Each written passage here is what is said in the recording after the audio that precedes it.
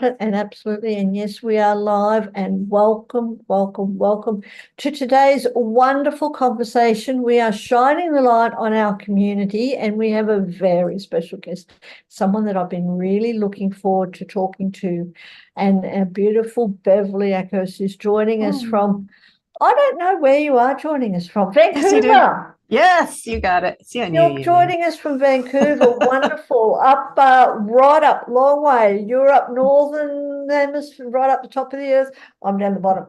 Yeah, But with the wonderful of technology, we are here today. we're So here.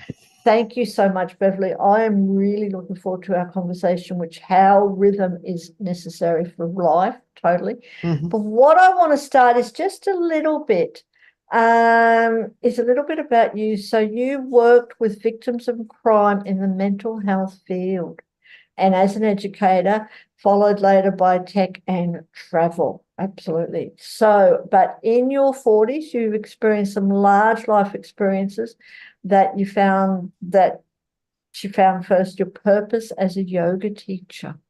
Want to know about that because that helps so much, the rhythm and the flexibility and things like that. And we're also going to talk about finding rhythm, which is rhythm in living. There's Mhm. so much more. You are a best-selling author, published best-selling author in Heart Whispers and everything else. But Beverly, what I want to really know is I'd What do you love want to to know? hear about your story to start with from you. Mm, How did you really get to where you are now? I mean, you've worked with victims of crime, and I just want to honor you for that. And thank you. now you're moving into well-being, a well-being coach and facilitator and everything else. So, and you do yoga. Oh, Wow. yeah. Yeah, And you love, yoga is the thing. It's the root of everything. yes, I Yeah. totally agree. So tell us about Beverly. Okay. Well, as you know, the story could be anything. There's so many stories that make up our full story. So I'll I'll dig through here and find a couple that matter. Um, yeah, I had an yeah, we can go, oh, I had an easy life as a child, or I had a hard life. I had my childhood where I was taught a lot of shoulds.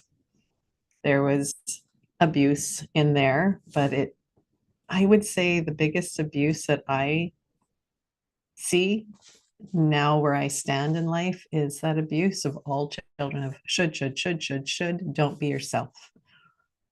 So I meandered off into life with my way of being, which was being able to see the whole, being able to understand why everyone did everything, but buried underneath all the shoulds.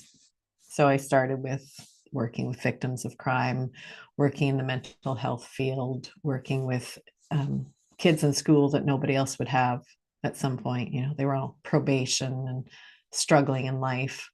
All these things I was good at, but all of them were very depleting. And at some point, I thought, I'm just going to switch everything. I'm going to work in the IT field. And even that, when I went in there to work, learn coding, learn how to develop websites when websites were just a new thing,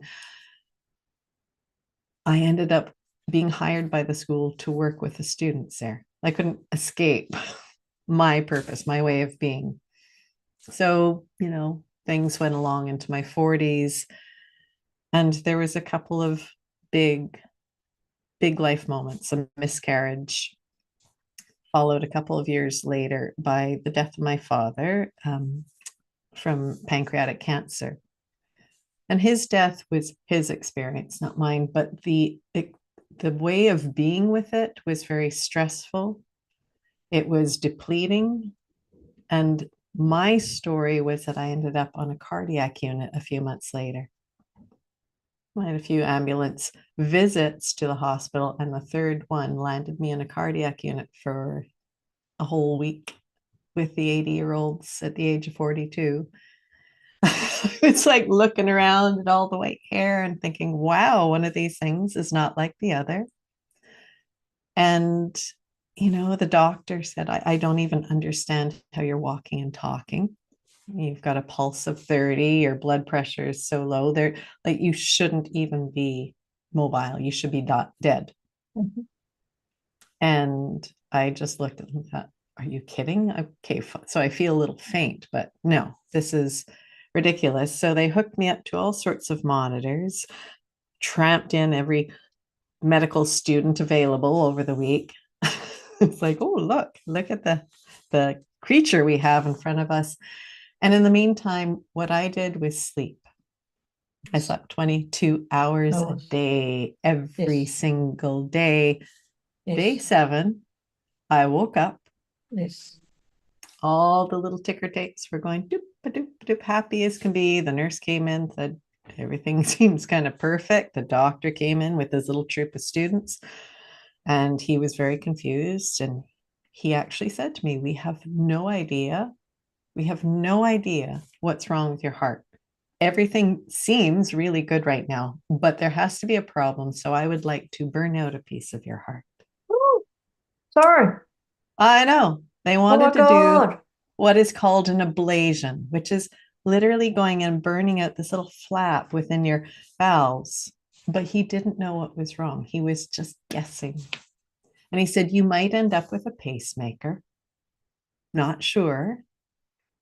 And that was the solution. And I looked at him and I said, seriously? And he said, if you were my sister, I would tell you to do it. And I said, well, I appreciate that. You go ahead and think about what the planning would be. And I'm going to go back to the things that I know really resonate with me. I had this deep intuitive belief that I was just at the edge of all stress and I was completely exhausted, which is why I slept. So I went back to my yoga practice. I went back to my breath work, moving slower, being very intentional and connected. And I never had the operation. A couple of years later, was hiking in the Andes, 15,000 feet in Peru, in a wheel pose between two mountain tips, going, this is what it's about. This is the thing. I was disconnected from being fully involved in being in me. And I realized that I needed to give up everything I was doing and start offering myself up as a yoga teacher. The whole message of my life had been, that's not a job. Like, you need to live That's your within life. the parameters of this life and you need to have the steady job, have the pension. Yoga, that's kind of that hobby thing. And I realized mentally I'd believe that. And I looked at it and went, no, this is what I need to do. I gave up everything. I became a yoga teacher. A few years later, I'd opened my own studio. Then I started teaching other teachers. And I just have kept progressing. And what I realized was that everyone's idea of what yoga is, oh, go to a studio, do a bunch of poses, sit and breathe and meditate, maybe. And that's it. For me, yoga is a way of being. Yes, I It is totally meant agree. to encompass the whole of life. Oh, You know that. yes. So I chose to step into that and make it my way of being. Went through menopause at 50, another big life-changing moment where I was at a yoga kirtan festival, bhakti festival, and had this momentary just understanding, pure, beautiful understanding what yoga is. And I realized I was deeply, passionately, madly in love with myself. Good. And that's what we're Super. meant to be, because we're part of everything of I beauty. know. Yeah, and this is now where it has all taken me. I believe that every one of us has the right, is deserving of finding bits of that within our life, of truly understanding that we came here unique and individual with purpose, with something that is a gift to the world, even if it's being the best cashier available, but not doing it because you're told you have to survive, but saying you're as valuable, whatever your job is, whatever your way of being is, because we need all of it, all of you, all of your creative force within life. So that's where Ritam of your life was born, because Ritam are the underlying laws of nature that govern everything in the universe, everything that's material, and that is us. guess what? We're made of it. And we have all these rhythms, sleep rhythms, eating rhythms, movement rhythms. Everything in us has a natural rhythm that works within the nature's laws. And when we rediscover them, we start to trust and believe in ourselves and We do. become what we need to be. Yeah. So that's kind of my Thank story. story.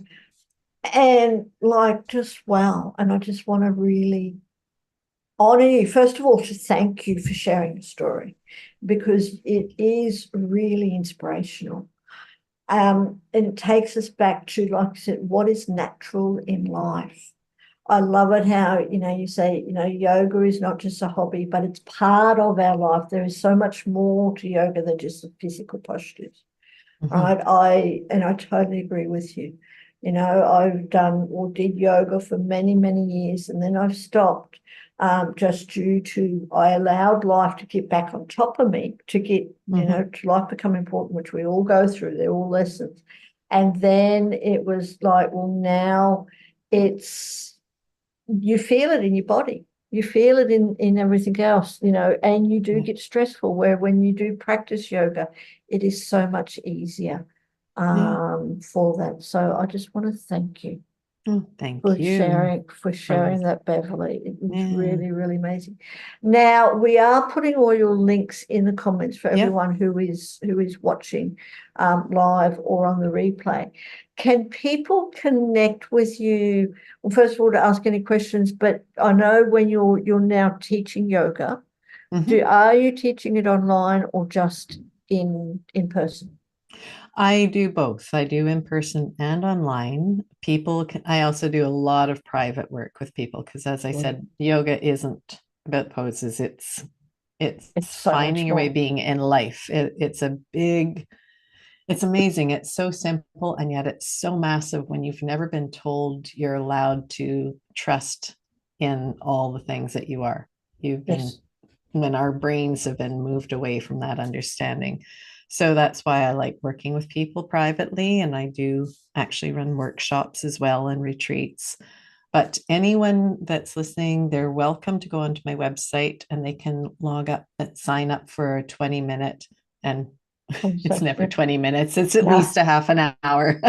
It's at least a half an hour because even if you don't aren't ready to jump into a whole life-changing experience, there are very simple things you can gain within a short conversation, just little shifts that can change health habits, that can change your way of being.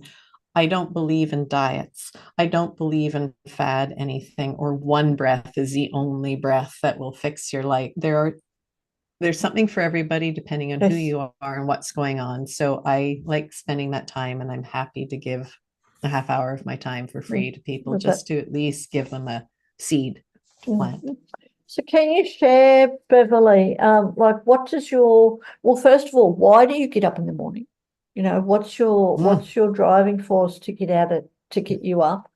Um, and then what is your morning routine? I'd love to know that. That keeps, because for me, your morning routine is the foundation of the yeah, day, right? yeah. So what's your foundation of the day?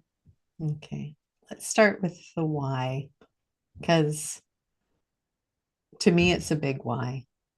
I didn't do this lightly. I didn't change into what I'm doing because I'm like, oh, it'd be so cool to be a yoga teacher. It'd be so cool to do this. I don't want to do a job. This I did because I had no choice. And the underlying driving force is I have been, and I'll call this gifted, a vision into what is going on in the whole of life by the family that surrounds me. My father died of pancreatic cancer. My Mhm. sister last year at 60 died of pancreatic cancer. My Mhm. mother has had breast cancer. My brother in law has rectal cancer. I have an aunt and uncle. I've got a very small family who both have some major health things going on right now. There is not somebody in my life that doesn't have a major health Oh, issue going on. And I don't wear it like, oh my God, that's terrible. I look at it, go, oh, why am I being presented this? with Because always. this is important. There's no good reason that this should be our way of being now. This never used to be. And I believe it is every person's right to see a different vision of what life can be. And that is what gets me up every bloody morning, because I'm not going to change the whole world, but I want to plant seeds of the possibility of change. And all it takes is a few people seeing life differently, feeling it differently for that to change. So it's going to keep getting me up every day. Mm. And as far as a routine, I love my routine. I want to be in the rhythms of nature. So I get up. I work a lot with the idea of Ayurveda. So I get up, Yes. I cleanse everything. I have my shower with finishes cold, finishes freezing cold. I have a cup of hot water. I get on my rebounder and I Mhm, bounce because mhm, it's so good. And it's mhm, for anybody who's got sore knees or any other spinal issues, it's actually great to get on a rebounder rather than just trying to bounce, doing the qigong bouncing on the earth. A little mhm, easier on the body. I dance. Dance to me is it lets go of everything. You think for the first while and then you forget and you just trust where the body wants to take you. So I dance. I don't break my fast until I'm hungry.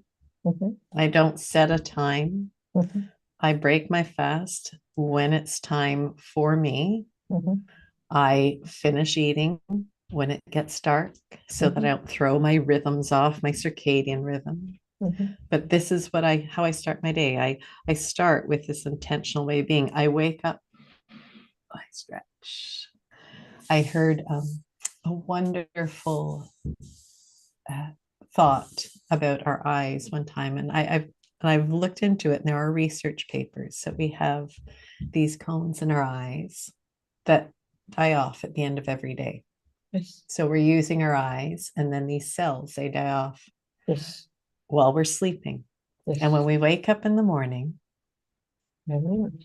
as soon as we open our eyes and encounter light, those cells are burnt away and they're replaced by brand new cells that have never seen this day before, Mhm, never seen what we've seen before. mhm, mhm. And so, if the first step is to go, wow, wow, this is all new, and then continue into all those things I did, then my day is pretty good. Wonderful. Mm. And have since your, experience with the cardiac stuff, have you had any major illnesses or anything? No, I've never been healthier. In fact, I haven't, I've had a couple of colds. I've had the flu a couple of times. I apparently had COVID during COVID, but I had to do a test and somebody told me I had COVID. And I was like, really? Mm. This is Yeah. it? Okay. Like there is just I am my best self. I'm I'm the same pretty much weight I was when I was 17, 18. I am more active in some ways, stronger. And I was doing a lot in my 20s, but I'm stronger and more present, more balanced than Mhm, ever in my life. And I'm more creative. mhm. So how often do you practice yoga? Like the actual, is it like how? You mean the asana, Yeah, yes, the yes, movement there's some poses every day in some form or other, whether it's just doing a few yin movements. poses or stretches. Sometimes I add in primal movement, but it's still with yoga, with lunges, with downward dogs. Every day I do some form of it. Mhm, Sometimes it's longer, sometimes it's shorter. The days I teach a lot, I do a smaller version for myself because I'm already getting into my body a lot and mhm, everything in moderation. But there isn't a day that I don't do it because otherwise we just start shrink wrapping ourselves. mhm. We get Exactly. stuck in Yes, ourselves yes, and our energy only flows if we're in motion and letting things unglue. I get that. And I also feel it. I Oh yeah. feel your energy. I feel the flow of your energy. So I just want to say, Sarah is watching us. Sarah Mm, is watching us, and she's saying thank you for sharing your story with us, Beverly, and thank you mm, for watching. It's really, really, really appreciated. Yeah. And I've got more questions to ask you, but let's just do a few. But, like if you could go back and visit your 18-year-old self or even your 20-year-old self, Yeah. what message would you give them? Everything about you is right. It's absolutely right. Everything that is coming towards you is not wrong. It is a lesson that is going to be so worthy of everything you're moving towards. Do not judge the moments. Do not judge yourself. Just breathe deeply and know that you are exactly who you need to be. I love that. Thank you. Mm. Thank you. Now, is there anything else that you would like to share with the world? Is there any questions that I could have asked you? And how would have you answered? What else would you like to share with the world? Too much for the time we have here, but I think we need a part 2, Beverly. So please do come yeah, back. I definitely will. I love what you do. That's why I join all the panel discussions that you have when I can. But just for today, just because of what I've been watching the last little while, um, I'm seeing a lot of pain in people, and a lot of it is pain in women who have, reached a certain point in life where they've given up so much of who they are, thinking that they're being good by giving themselves up to support others. I think what I would say is please, please, please remember. Oh, yeah, this is the thing to say because it's making me want to cry.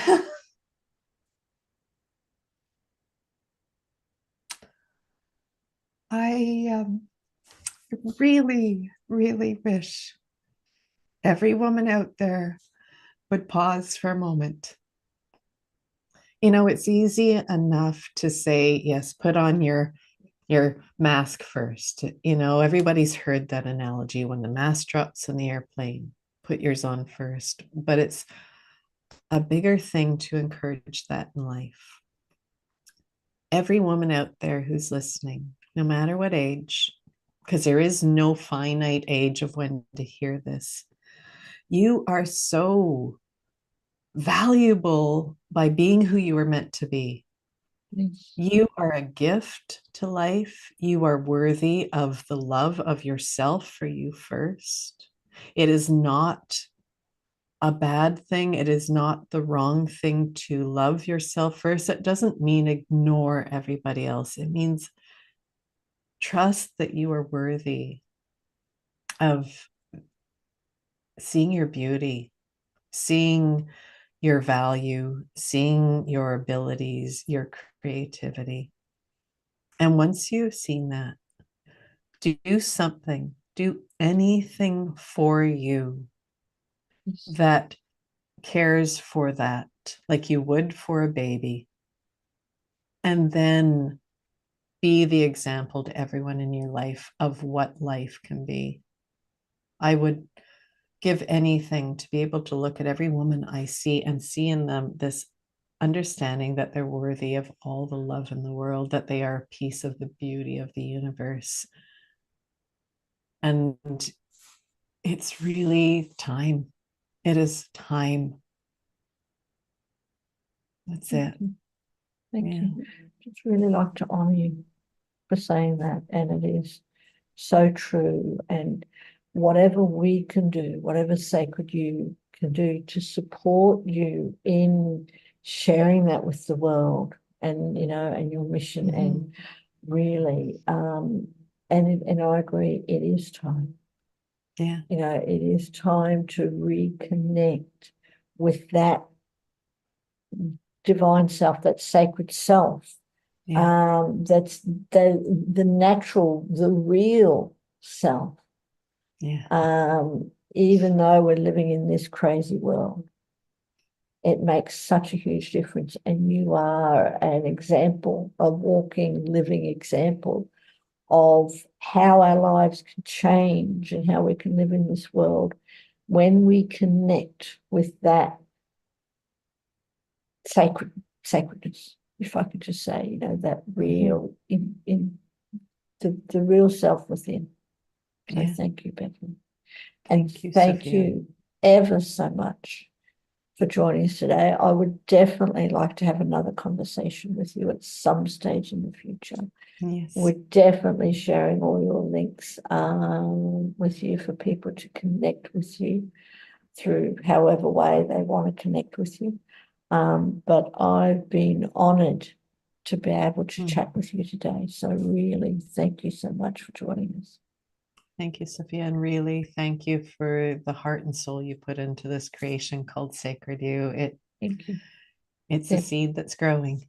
Yeah, thank you. And we look forward to seeing you on a panel discussion, which should be coming up soon. Yes, it is. I do believe you're on a few of our panels. So thank you. And I said, you're wonderful. Your energy enlightens our panels. So thank you. And there's so much wisdom that you share. So I'm grateful that you are part of that. So thank you. Thank you. And we'll talk to you very soon.